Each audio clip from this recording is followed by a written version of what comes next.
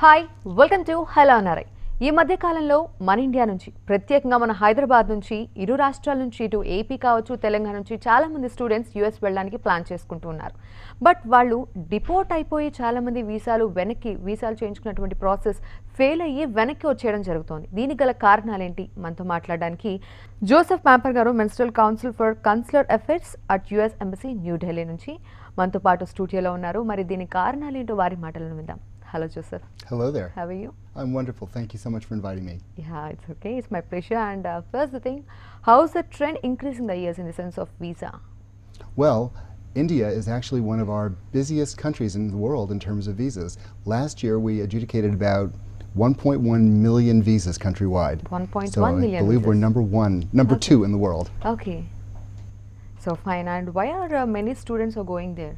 Why they are preferring for the US?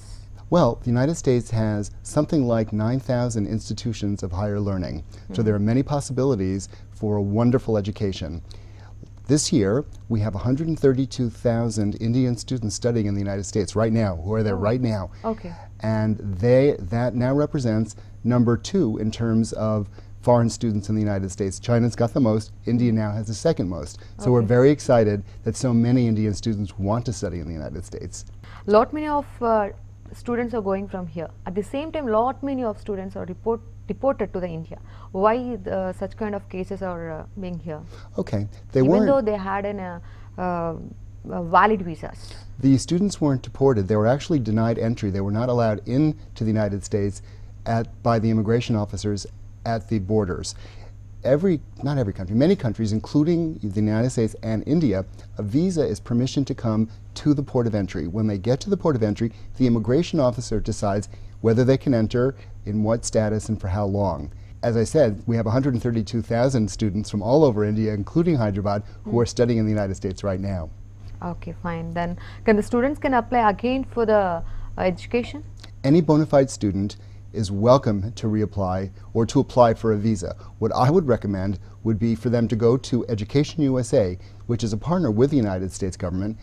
We have an office of them here in Hyderabad. They will provide free, accurate, real information in studying in the United States.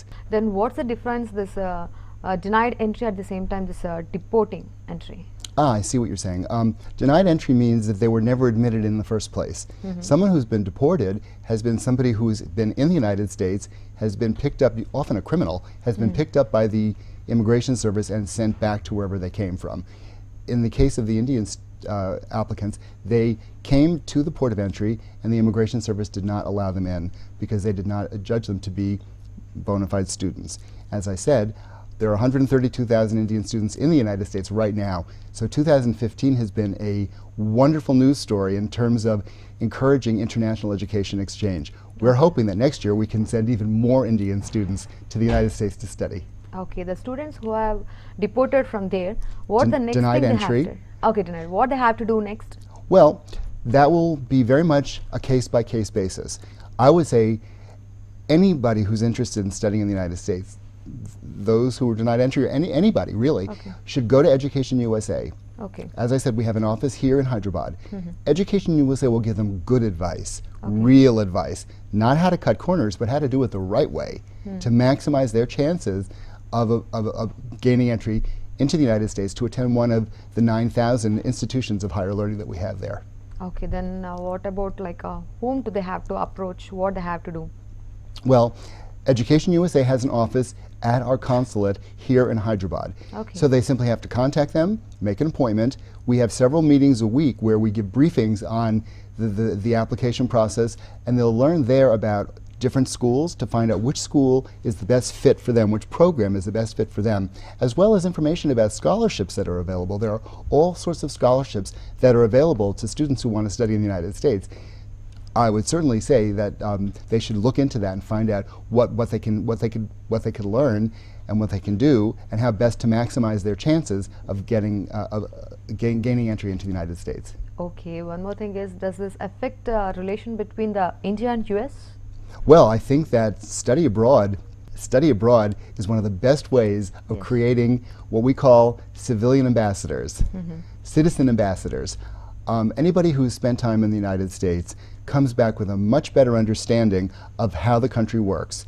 They also bring a lot with them when they go study in the United States to their classes, to their teachers, because their experiences are very interesting for the American students and for the other international students. So it's a two-way street. But anybody who's ever studied abroad comes back a changed person. So we're thrilled that there are over 132,000 Indian students in the States. I wish we could double it next year. Okay. Actually, up to now, many of the students went over there for the education. But why we are getting now only Why? this problem? Well, I think that the number of students has increased a lot. I believe that there's a 30% increase from last year to this year. I mean, it's a huge increase. And I think when you've got big increases, some students are better prepared than others. Oh, okay, fine. Then after student visa, on which visa people showing much interest to go there? Well, we have many different kinds of visas in the United States. Actually. It actually goes from A to V in the alphabet. I mean, there are that many different kinds. Yeah. So I think some very popular ones, in addition to student visas, we have exchange visitor visas, which are for professors, for example, who are going to do research. But we also have tourist visas and business visas for people who are going to negotiate or to attend business meetings, or who simply want to go visit Disneyland, or visit family who are in the United States. We also have H and L visas. H visas are for temporary workers, somebody who's going to go work in the United States for a few years. An L visa is for somebody who's going to be transferred from an office of a multinational company, from the Indian office to an American office for a few years. Again, it's transfer of knowledge and makes both of our countries stronger. Being election year, is there any cut in this visa? Well, that's something which is up to Congress. I think that they're discussing immigration in general, even as we speak. Whether they will include a discussion of the number of H-1B visas, that will be up to them. Oh, fine. And is there any changes we can expect in visa process because of this deportation? Well, again, they were not deported, they were simply denied entry into the United States. It's so important to recognize the difference.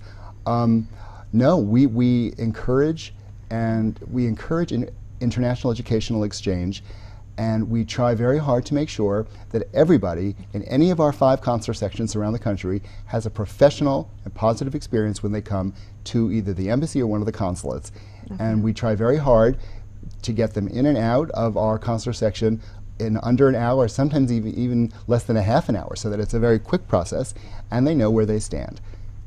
Okay, fine. Then about B1, B2, tourist and business visa, what's the status of this? Well, as I said, we adjudicated 1.1 million visas here in India last year. That includes tourists and business people. Okay. I think the people-to-people exchanges that we're seeing, the relations between India and the United States, family ties, we have business ties, we have tourism ties, we have education ties, so many different reasons why people are going back and forth. And the more that go back and forth, the closer the relationship, the better that we know each other, and the closer the relationship becomes. Okay, then how many of tourists are going from India per annum? Oh gosh, how many of the 1.1 million?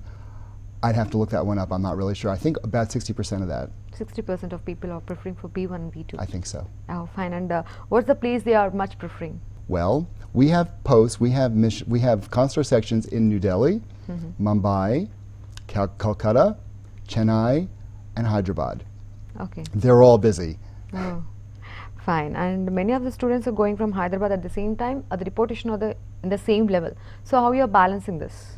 Well, my message to anybody, any student, anywhere, Hyderabad or any place else, my message is please, please, please go to Education USA first. Don't go anywhere else. Go right to Education USA, where you are guaranteed to get the best, most up-to-date, most accurate information about what they need to do next. Okay. First, what the instructions, perfect instructions they have to take while they are in the processing of visa?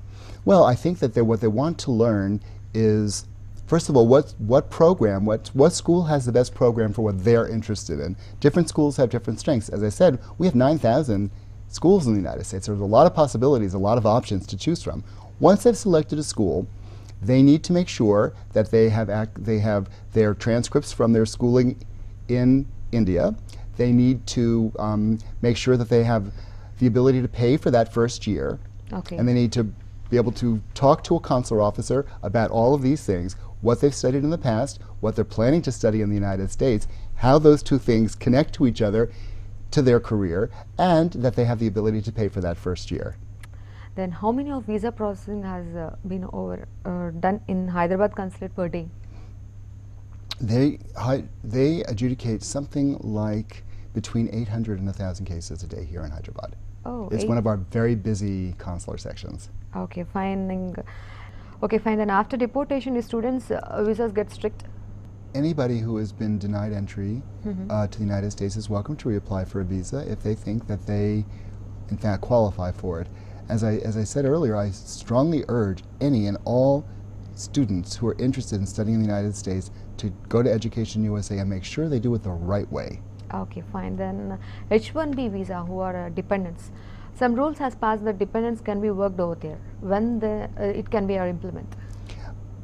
That I'm not sure when that's going to come into effect. Okay, then what's It the is not in eligibility? effect yet, I don't believe. Okay, then what's the eligibility for them to work over there?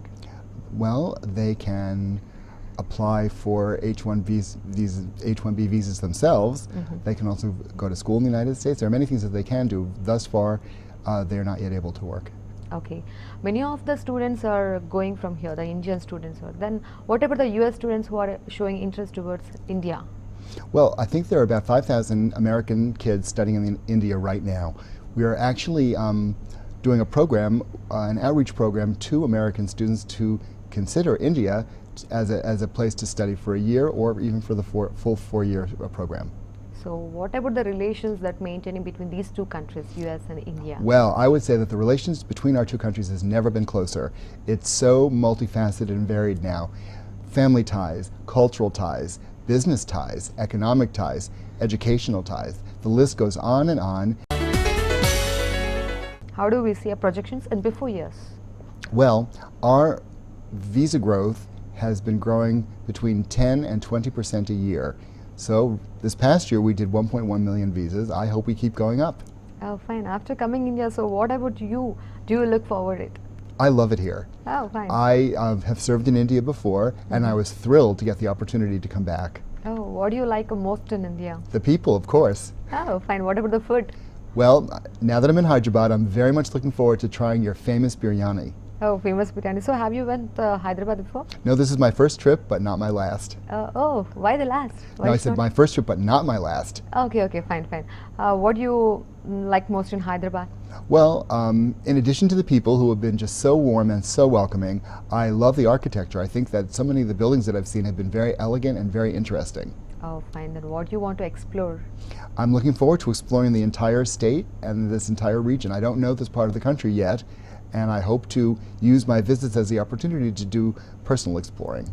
Okay, then in India itself, many of the students are coming for the visa from different places. Yes. What are the differences you have seen from them? Well, Indian students apply from all over the country, and as I said, we have more Indian students studying in the United States now than ever before, and we're very, very excited about that fact. And we're hoping to double and triple the number of Indian students who are studying in the United States.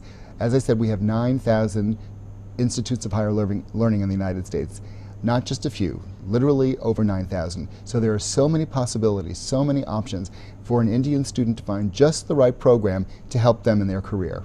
Oh, then what the difference mainly you have observed from Indian students, from US students? Expect English. Well, I think that the Indian students who are applying, certainly at the master's level, are very directed. They know what they want to do. They know what they want to study. They are their career in engineering, perhaps in computer science, and I think that that's very exciting to know that they're considering the United States as a good place to further their career plans. Oh, fine. Many of the students have been went from here to the US. They have settled with a very good life. Tell me something about them. Well, I think there are upwards of several million Indians now living in the United States, well entrenched, very well established in the United States, and they travel often back and forth to India. They have businesses in both countries now, which is part of the reasons why the relations are so close now. Oh, so many of the students are preferring for the US universities itself when we compare to other countries. Why they are like that? What's the special thing in US? Well, I think the fact that we have so many universities in the United States, there are so many possibilities to choose from. Plus, the US educational system is very interactive. It's not just by rote, not just memorizing. They teach people how to think creatively, how to think what we call outside the box. Okay. And that's why so many Indians want to take advantage of that education system so they can come back here to contribute to the Indian country. Okay, when we think like when we prefer to US, which will be the better one in the education life or else like in the working profile? I think both. Both. Absolutely. I Okay. think that education in the United States prepares people for a career either in the United States or in India, and I hope that people will think about both possibilities. Oh, and then when we compare to the other countries, while we are approaching like visa processing, it is very strict when we compare to the other countries. The US visa process very strict. Why this one? Every country safeguards its borders. Every country has rules and regulations to decide who will enter and who should not. That includes India, of course. Okay. So I think that people who follow the rules, who do it the right way, will not have any problems. Okay, then what kind of instructions perfectly they have to maintain when they are approaching a visa process or else to the US? Okay, well, first of all, they should be honest with us. Tell us what it is that they want to do. Tell us what they have done to prepare themselves. The more honest and straightforward somebody is with us, the better their chances are of qualifying for a visa of any category. Oh, so finally, what's the message you want to pass to students? My message to students Yeah. is, number one, go to Education USA. Find the right program for you. Find out what you need to do to prepare yourself to go to university in the United States or graduate school in the United States. Then follow the rules. Don't try and fake it. Be genuine, be legitimate. And then we look forward to welcoming you at a school in the United States.